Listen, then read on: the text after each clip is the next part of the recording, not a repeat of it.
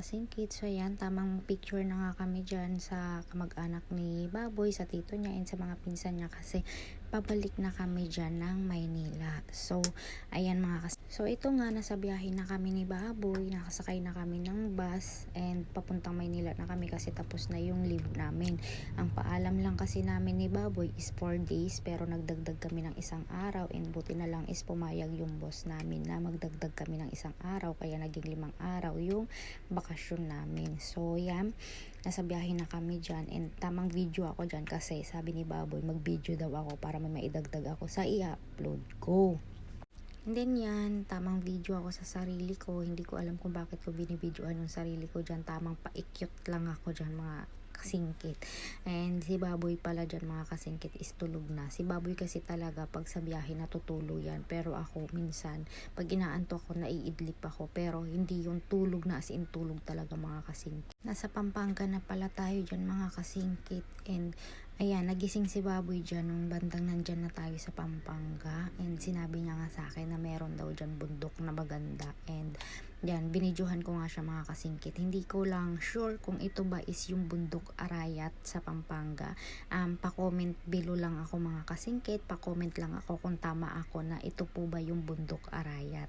So yan, tamang binidyohan ko yan and sinasabihan niya ako ni Baboy na hanapan mo ng magandang ano na siya lang talaga yung mabibidyohan, yung walang mga ibang puno. Sabi ko, paano ko gagawin yun? May mga puno naman talaga. Tapos ayan nga, nakakita ako ng walang puno. Inisyoran ko pala yan mga kasingkit. Tingnan nyo naman, parang painting yung picture niya, diba? Dito na nga tayo mga kasingkit sa Bulacan and ayan nga, sabi sa akin ni Baboy, madadaanan daw namin yung Philippine Arena. Picturean ko daw and videohan. So ayun nga, ginawa ko naman. So pinicturean and binidyohan ko siya. Then ito, nasa Makati na tayo dyan mga kasingkit. Ang bilis natin mag-teleport, diba? Nag-teleport na lang kami dyan mga kasingkit kasi kung magbibideo ako simula nung umalis kami sa Pangasinan hanggang sa pag-uwi namin, medyo mga siguro isang araw din yun. Isang araw videohan yun. So ang ginawa ko, teleport na lang mga kasingkit. So yan, di ko alam kung saan yung banda dito sa Makati. Pero ito is nakita ko yung building na kulay blue na yun is alam ko yan yung parang tele for months. What? Yun sa Alorica. Yan yun. Ito naman is dito na tayo sa Parañaque. Yan is sa may airport. So yan, nag-teleport ulit tayo mga kasingkit. So nandyan tayo sa airport. Ayan.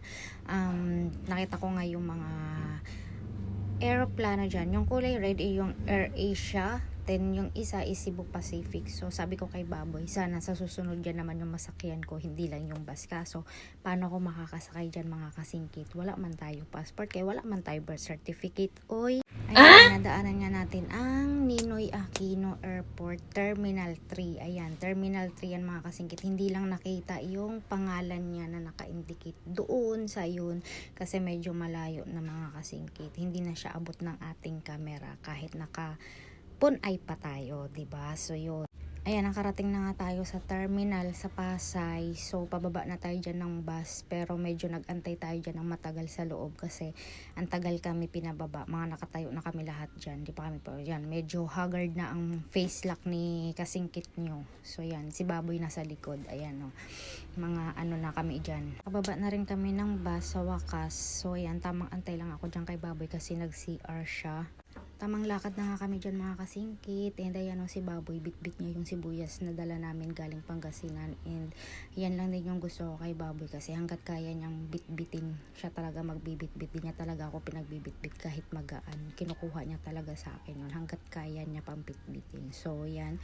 And ito naman, nasa overpass na tayo. Tamang tawid na tayo dyan mga kasingkit kasi doon kami sasakay ng taxi papunta sa Makati sa sa dorm namin. So yan, medyo hindi ako masyado lang din dyan nag-video kasi nga sinabihan ako ng tindera na wag masyadong yung cellphone kasi uso daw dyan yung hablutan. So ayan, kunting video ko lang dyan kay Baboy mga kasingkit. Tapos hindi na rin ako nakapag-video pala mga kasingkit nung nakarating na kami sa amin kasi for the haggard na si inyong kasingkit. So yun lang.